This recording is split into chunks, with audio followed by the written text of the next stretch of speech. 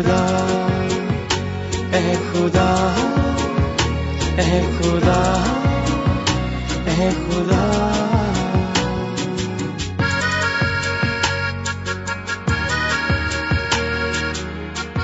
خدا کی تلاش. آج ہمیں اپنے ارد گرد کوئی نہ کوئی ایسا شخص ضرور ملے گا جو خدا کے وجود سے انکاری ہے، یعنی ملحد ہے. ان کی ملحدانہ سوچ کے پیچھے کیا محرکات ہیں ہم نہیں جانتے، مگر ہم اتنا جانتے ہیں کہ شاید خدائے واحد کے بارے میں ان کا علم ناقص و کمزور ہے، جس کی وجہ سے وہ خدا کے وجود ہی سے انکاری ہو گئے. آپ کے لیے ہم نے پروگراموں کا ایک ایسا سلسلہ شروع کیا ہے جس کو سن کر آپ سچے، پاک، واحد آسمانی خدا کی خصوصیات کو جان کر ملحدانہ سوچ سے بچ سکتے ہیں. تو آئیے سنتے ہیں پروگرام خدا کی تلاش.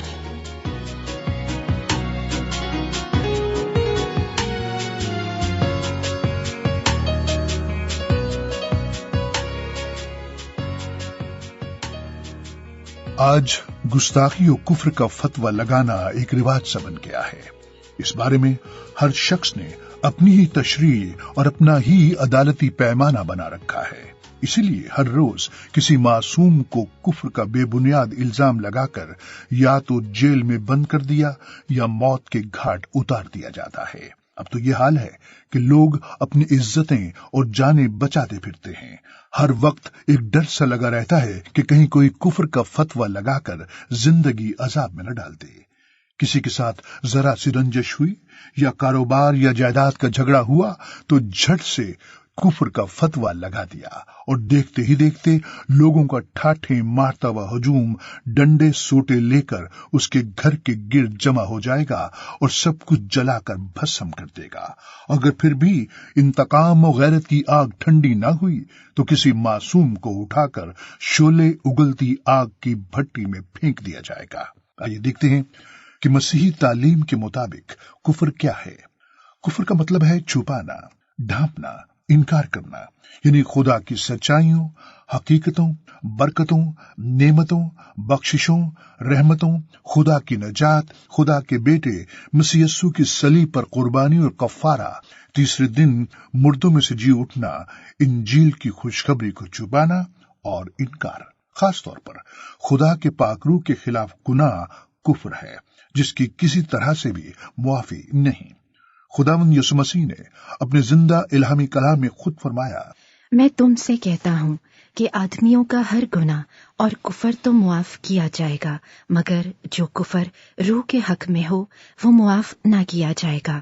اور جو کوئی ابن آدم کے برخلاف کوئی بات کہے گا وہ تو اسے معاف کی جائے گی، مگر جو کوئی روح القدس کے خلاف کوئی بات کہے گا وہ اسے معاف نہ کی جائے گی، نہ اس عالم میں نہ آنے والے میں. ذہن میں رہے کہ روح پاک کے بارے میں یہ حکم کسی اور نے نہیں بلکہ خود مسیح یسوع نے دیا ہے. مگر سوال یہ ہے کہ روح پاک ہے کیا؟ جب خداوند یسوع مسیح کا زمین سے آسمان پر جانے کا وقت قریب آیا تو انہوں نے اپنے پیروکاروں کو یقین دلاتے ہوئے کہا، میں باپ یعنی خدا سے درخواست کروں گا تو وہ تمہیں دوسرا مددگار بخشے گا کہ ابد تک تمہارے ساتھ رہے، یعنی سچائی کا روح، جسے دنیا حاصل نہیں کر سکتی کیونکہ نہ اسے دیکھتی اور نہ جانتی ہے. تم اسے جانتے ہو کیونکہ وہ تمہارے ساتھ رہتا ہے اور تمہارے اندر ہوگا. ایک اور مقام پر انہوں نے اسی بارے میں فرمایا، لیکن جب وہ مددگار آئے گا جس کو میں تمہارے پاس باپ کی طرف سے بھیجوں گا، یعنی سچائی کا روح جو باپ سے صادر ہوتا ہے، تو وہ میری گواہی دے گا. اور یوحنا رسول نے روح القدس کو آسمان سے مسیح یسوع پر اترتے دیکھا اور اس کی یوں گواہی دی، میں نے روح کو کبوتر کی طرح آسمان سے اترتے دیکھا ہے، اور وہ اس پر یعنی مسیح پر ٹھہر گیا. اور میں تو اسے پہچانتا نہ تھا، مگر جس نے یعنی خدا نے مجھے پانی سے بپتسمہ دینے کو بھیجا، اسی نے مجھ سے کہا کہ جس پر تو روح کو اترتے اور ٹھہرتے دیکھے وہی روح القدس سے بپتسمہ دینے والا ہے. چنانچہ میں نے دیکھا اور گواہی دی کہ یہ خدا کا بیٹا ہے. یہ ایک وجہ ہے کہ روح القدس کے خلاف گستاخی اور کفر کا گناہ کبھی معاف نہیں کیا جائے گا، بلکہ اس کی سزا موت ہے۔ ایک مسیحی اور غیر مسیحی میں بنیادی فرق یہ ہے کہ مسیح کے پیروکار خدا، مسیح اور روح القدس کے خلاف کفر بکنے پر کبھی کسی کا نہ تو سر قلم کریں گے اور نہ ہی کسی کو گولیوں سے چھلنے یا آگ کی بھٹی میں پھینکیں گے، کیونکہ وہ جانتے ہیں کہ کفر کا گناہ خدا کے خلاف کیا گیا ہے، لہذا خدا ہی اپنے وقت پر اس کا بدلہ لے گا۔ جیسا کہ آپ جانتے ہیں کہ خدا کا پاک الہامی کلام بائبل مقدس 2 عہدوں پر مشتمل ہے، پرانا عہد نامہ اور نیا عہد نامہ۔ اگر ہم پرانے عہد نامے کا مطالعہ کریں تو واضح ہوگا کہ 4 ایسے گناہ ہیں جو خدا کے خلاف گستاخی و کفر ہیں۔ پہلا، خدا قدوس کی شان میں کوئی نازیبا بات کہنا یا خدا کے برابر کسی کو ٹھہرانا یا خدا کے علاوہ کسی اور کی عبادت و پرستش کرنا۔ جو کوئی یہ گستاخی کرے گا اس کی سزا موت ہے، کیونکہ پاک کلام میں خدا کا یہ حکم بالکل صاف ہے۔ تم اپنے لیے بت نہ بنانا اور نہ کوئی تراشی ہوئی مورت یا لاٹھ اپنے لیے کھڑی کرنا، اور نہ اپنے ملک میں کوئی شبیہ دار پتھر رکھنا کہ اسے سجدہ کرو، اس لیے کہ میں خداوند تمہارا خدا ہوں۔ تم میرے سبتوں کو ماننا اور میرے مقدس کی تعظیم کرنا، میں خداوند ہوں۔ اب اگر کوئی خدا کے اس حکم کی نافرمانی کرتے ہوئے گستاخی و کفر کا مرتکب ہوتا ہے تو یقیناً اس کی سزا موت ہے۔ خدا نے موسیٰ کو حکم دیتے ہوئے کہا، تو بنی اسرائیل سے کہہ دے کہ جو کوئی اپنے خدا پر لعنت کرے اس کا گناہ اسی کے سر لگے گا، اور وہ جو خداوند کے نام پر کفر بکے ضرور جان سے مارا جائے۔ اسی طرح نبی کے خلاف بات کرنا بھی گستاخی و کفر ہے۔ یہودی توریت کے مطابق موسیٰ کو سب سے بڑا نبی مانتے ہیں۔ اگر کوئی موسیٰ کے خلاف کچھ کہتا تو وہ بھی گستاخی و کفر گنا جاتا۔ خدا کا عظیم خادم استفانوس الہی فضل و قوت اور دانائی اور روح سے کلام کرتا اور بڑے عجیب کام اور نشان ظاہر کرتا تھا، مگر لوگ حسد کی آگ میں جل اٹھے۔ اس پر انہوں نے بعض آدمیوں کو سکھا کر کہلوا دیا کہ ہم نے اس کو موسیٰ اور خدا کے برخلاف کفر کی باتیں کرتے سنا۔ پھر وہ عوام اور بزرگوں اور فقیہوں کو ابھار کر اس پر چڑھ گئے اور پکڑ کر صدر عدالت میں لے گئے اور جھوٹے گواہ کھڑے کیے، جنہوں نے کہا کہ یہ شخص اس پاک مقام اور شریعت کے برخلاف بولنے سے باز نہیں آتا، کیونکہ ہم نے اسے یہ کہتے سنا ہے کہ وہی یسوع ناصری اس مقام کو برباد کر دے گا اور ان رسموں کو بدل ڈالے گا جو موسیٰ نے ہمیں سونپی ہیں۔ آپ نے دیکھا کہ یہودی موسیٰ کا بطور نبی کتنا احترام کرتے اور اس کے خلاف بولنا گستاخی و کفر سمجھتے تھے۔ یہودیوں کے نزدیک تیسرے نمبر پر گستاخی و کفر موسوی شریعت کے خلاف بات کرنا تھا، یعنی اگر کوئی شریعت کے خلاف کچھ کہتا یا حکم توڑتا تو وہ بھی گستاخی و کفر ہے۔ مسیح یسوع نے سبت کے دن ایک بیمار کو شفا دی تو یہودیوں سے یہ برداشت نہ ہو سکا، کیونکہ وہ یہ سمجھتے تھے کہ یہ شریعت کے خلاف گستاخی و کفر ہے، لہٰذا وہ اسے ستانے لگے کہ یہ سبت کے دن ایسے کام کرتا ہے۔ لیکن یسوع نے ان سے کہا کہ میرا باپ یعنی خدا اب تک کام کرتا ہے اور میں بھی کام کرتا ہوں۔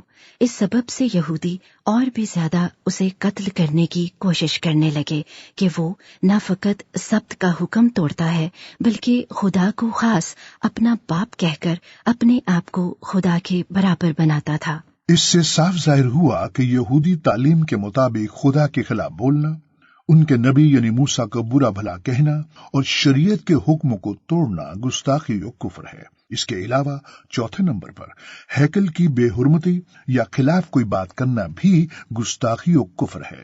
یہودیوں نے مسیح یسوع پر ہیکل یعنی خدا کی عبادت گاہ کی توہین کا الزام لگایا۔ چلیے آئیے دیکھتے ہیں کہ پھر کیا ہوا۔ یہودیوں کی عید فصح نزدیک تھی اور یسوع یروشلم کو گیا۔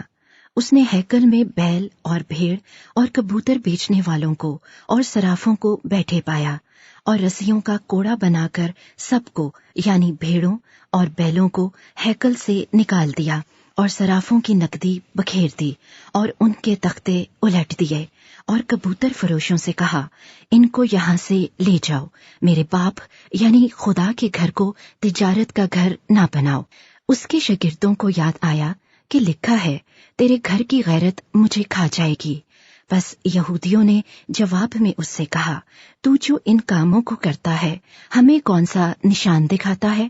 یسوع نے جواب میں ان سے کہا، اس مقدس کو ڈھا دو تو میں اسے 3 دن میں کھڑا کر دوں گا۔ یہودیوں نے کہا، 46 برس میں یہ مقدس بنا ہے اور کیا تو اسے 3 دن میں کھڑا کر دے گا؟ مگر اس نے اپنے بدن کے مقدس کی بابت کہا تھا۔ بس جب وہ مردوں میں سے جی اٹھا تو اس کے شاگردوں کو یاد آیا کہ اس نے یہ کہا تھا، اور انہوں نے کتاب مقدس اور اس قول کا جو یسوع نے کہا تھا یقین کیا۔ یہودیوں کی آنکھوں پر شیطان نے جاہلیت اور تکبر کی پٹی باندھ رکھی تھی کہ وہ خدائے واحد کو اپنے سامنے دیکھ کر بھی اس کی الوہیت کو پہچان نہ سکے۔ جس خدا کے خلاف بولنا گستاخی و کفر تھا وہ ان کے سامنے کھڑا تھا۔ جس بڑے نبی یعنی موسیٰ کے خلاف بات کرنا ان کے نزدیک گستاخی و کفر تھا، اس سے کہیں عظیم، افضل و اعلیٰ، کل دنیا کا خالق و مالک ان کے سامنے کھڑا تھا۔ جس شریعت کے خلاف بولنا گستاخی و کفر تھا، اسی شریعت کا دینے والا ان کے سامنے کھڑا تھا۔ اور جس پر ہیکل کی بے حرمتی کا الزام لگا کر گستاخی و کفر کا فتویٰ لگایا، اور جس خدائے واحد کی وہ دن رات پرستش و عبادت کرتے تھے، حمد و تمجید کے لائق وہی خدا ان کے سامنے کھڑا تھا۔ مگر افسوس کہ وہ خدا کو اپنے قریب دیکھ کر بھی اس کے پاس آنے سے محروم رہے۔ ریاکار یہودیوں کی طرح آج بھی بہت سے لوگ اپنے دلوں کی سختی کے باعث مسیح یسوع میں خدا کو پہچاننے سے محروم ہیں، بلکہ گستاخی و کفر کا فتویٰ لگا کر خدا کے لوگوں کو ستاتے اور تنگ کرتے ہیں۔ آئیے ان کے لیے بھی دعا کریں کہ خدا ان کے بند ذہنوں کو کھولے تاکہ وہ مسیح یسوع میں خدا کی نجات کو پہچان سکیں۔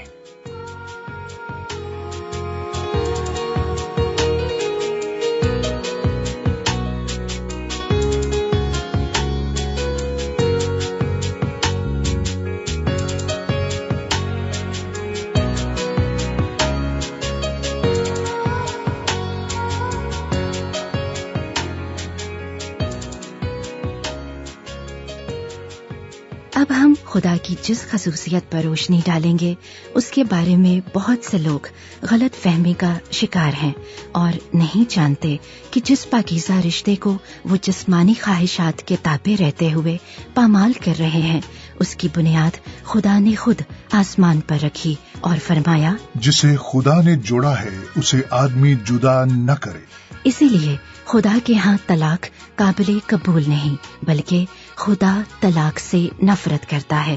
خدا کی یہی وہ خصوصیت ہے جس کا ہم اپنے اگلے پروگرام میں ذکر کریں گے، ضرور سنیے گا۔